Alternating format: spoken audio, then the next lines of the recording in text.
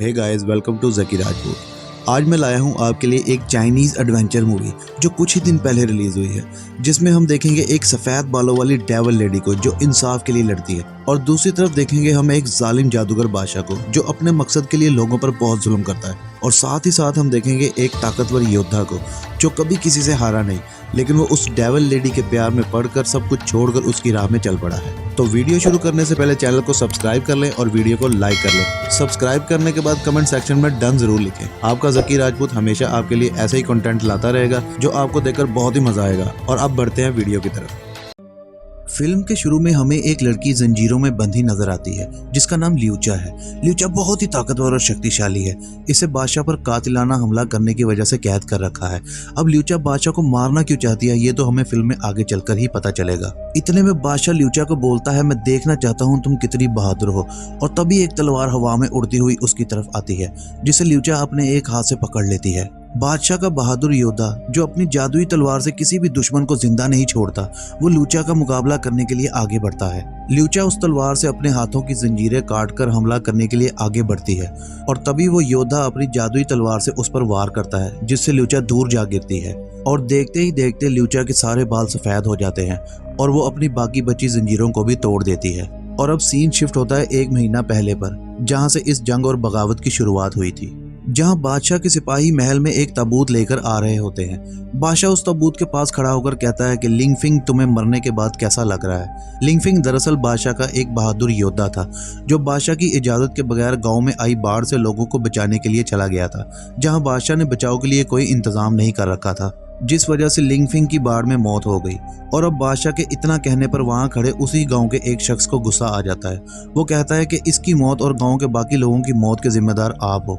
जिस पर बादशाह कहता है, तुम अपनी औकात भूल रहे हो, तुम्हें पता है इसकी सजा तुम्हें क्या मिल सकती है। और तभी बादशाह का वो योद्धा उस शख्स को तलवार मारकर कत्ल कर देता है। अचानक उस ताबूत से एक लड़की निकलती है जो बादशाह पर हमला कर देती है, जिससे बादशाह काफी जख्मी हो जाता है। सिपाही बादशाह को वहां से ले जाते हैं, और अब उस लड़की और बादशाह के सिपाहियों के दरमियान काफी लड़ाई होती है, जिसमें वो बादशाह का योद्धा अपनी जादुई तलवार से उस लड़की पर हमला कर देता है। और अब वो अकेली लड़की उन सबका मुकाबला कर रही होती है कि तभी बादशाह का एक और योद्धा जो जादुई ताकतें रखता है वो भी उस लड़की पर हमला कर देता है। और अब वो लड़की जिसका नाम ल्यूचा है, उसे इतने सारे सिपाहियों के साथ मुकाबला करना मुश्किल हो रहा था, इसलिए वो वहां से भाग जाती है। फिल्म के अगले सीन में हमें दिखाते हैं कि एक शख्स घुटनों के बल बैठा बादशाह को बता रहा होता है कि उस लड़की का नाम ल्यूचा है और वो मिंगयू गांव से है। कुछ अर्सा पहले आपके हुक्म पर राज्य के बड़े बड़े कुंफू मास्टर्स को कत्ल कर दिया गया था।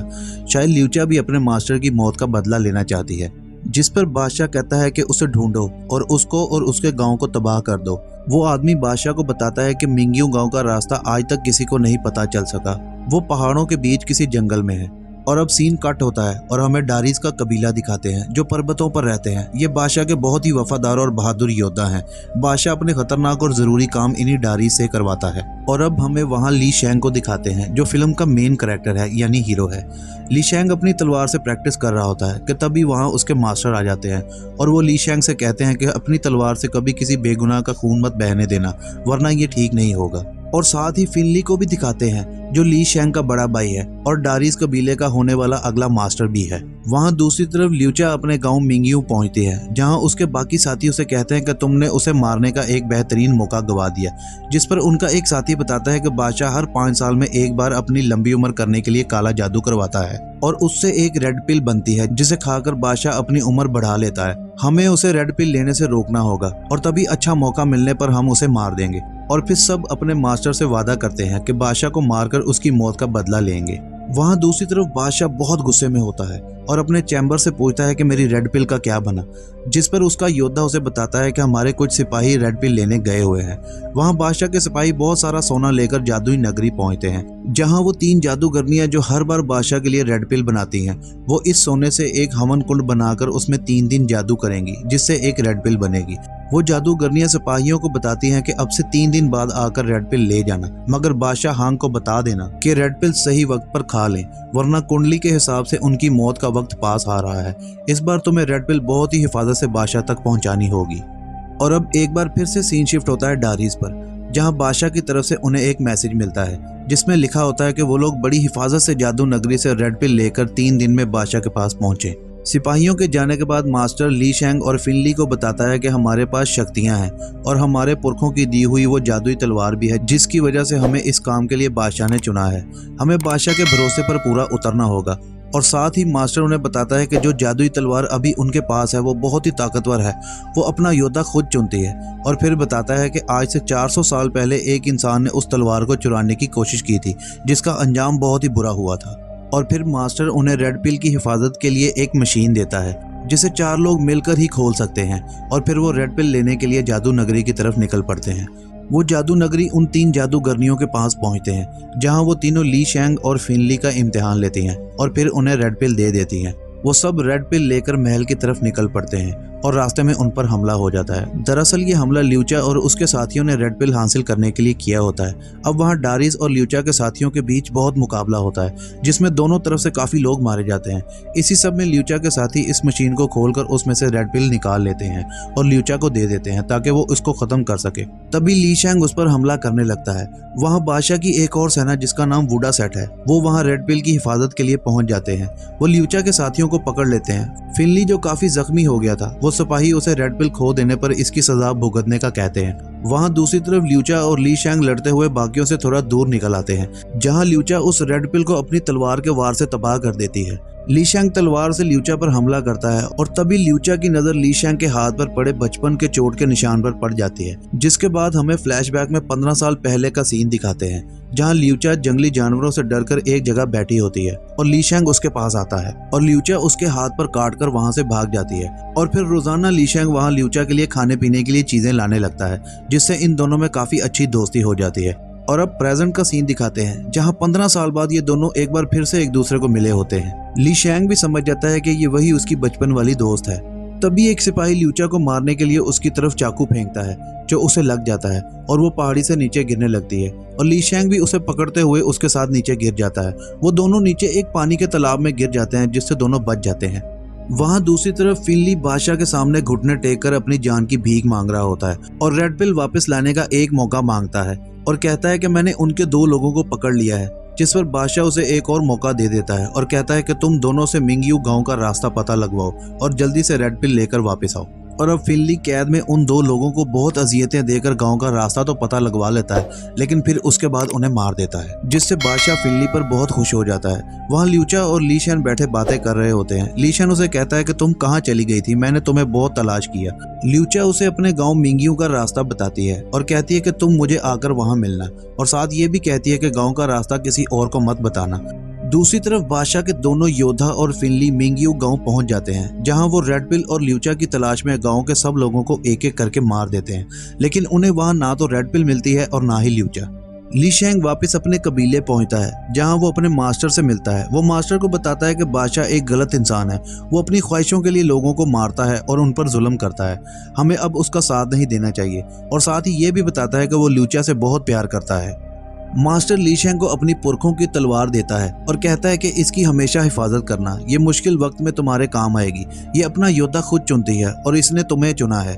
ली शेंग तलवार लेने से मना कर देता है और कहता है कि इस तलवार का असली हकदार मैं नहीं, मेरा बड़ा भाई फिनली है। जिस पर मास्टर उसे कहता है कि तलवार को ज्यादा पता है कि उसका असली हकदार कौन है। और अब सीन कट होता है और ल्यूचा को दिखाते हैं जो अपने गांव वापस आ जाती है जहां उसे सब गांव वाले मुर्दा हालत में मिलते हैं जिसे देखकर ल्यूचा को लगता है कि गांव का पता ली शेंग ने ही बताया होगा क्योंकि उसने इसका रास्ता सिर्फ ली शेंग को ही बताया था। वहां फिनली वापस मास्टर के पास आ जाता है जहां वो तलवार को ना देकर बहुत गुस्से में आ जाता है क्योंकि वो हमेशा से इस तलवार को हासिल करना चाहता था। मास्टर के वहां आने पर फिनली उन्हें बताता है कि वो हार गया है। वो ना तो रेड पिल बचा सका है और ना ही अपने छोटे भाई ली शेंग को जो हमले में मारा गया है। उसकी ये बात सुनकर मास्टर काफी हैरान हो जाता है क्योंकि कुछ देर पहले ही ली शेंग उन्हें मिलकर गया था। और तभी वहां ल्यूचा आ जाती है। वो उन्हें कहती है कि तुम्हारे लोगों ने मेरे गांव के सब लोगों को मार दिया है जिसका पता ली शेंग ने दिया है क्योंकि बस उसे ही गांव का रास्ता पता था। जिस पर मास्टर उसे कहता है कि हम मासूमा का खून नहीं बहाते, तुम्हें गलती लग रही है। जिस पर ल्यूचा तलवार से मास्टर पर वार कर देती है और वो जख्मी हो जाता है। फिनली मास्टर को अंदर ले जाता है जहां वो मास्टर को खंजर मारकर कत्ल कर देता है और कहता है मैं हमेशा से ही उस तलवार को हासिल करना चाहता था लेकिन मुझे नहीं पता था कि तुम मेरा हक किसी और को दे दोगे। और वहां बाहर ल्यूचा को एक पिंजरे में कैद कर देते हैं दूसरी तरफ ली शेंग मिंग्यू गांव पहुंचता है ल्यूचा से मिलने, लेकिन उसे वहां कुछ और ही मंजर नजर आता है। उसे सारा गांव तबाह हुआ दिखाई देता है, हर तरफ लाशें पड़ी होती हैं। वो वापस अपने कबीले आ जाता है जहां उसे गद्दार कहकर बुला रहे होते हैं। ली शेंग मास्टर की लाश देखता है तो रोने लगता है। तभी फिनली वहां आ जाता है और उसे बताता है कि आज ल्यूचा ने हमारे मास्टर की जान ले ली। फिनली ली शेंग से पूछता है कि मास्टर की तलवार कहाँ है, जिस पर ली शेंग उसे कोई जवाब नहीं देता। फिर फिनली ली शेंग को महल की उस जगह ले आता है जहां उन्होंने ल्यूचा को कैद कर रखा है। अब ये मूवी का वही सीन है जहां से मूवी स्टार्ट हुई थी। फिनली बादशाह से कहता है कि ये वही लड़की है जिसने आपको कत्ल करने की कोशिश की थी और इसी ने रेड पिल को भी तबाह किया है और आज हमारे मास्टर को भी इसी ने ही कत्ल किया है। आप मुझे इजाजत दें मैं इसे खत्म कर दूं।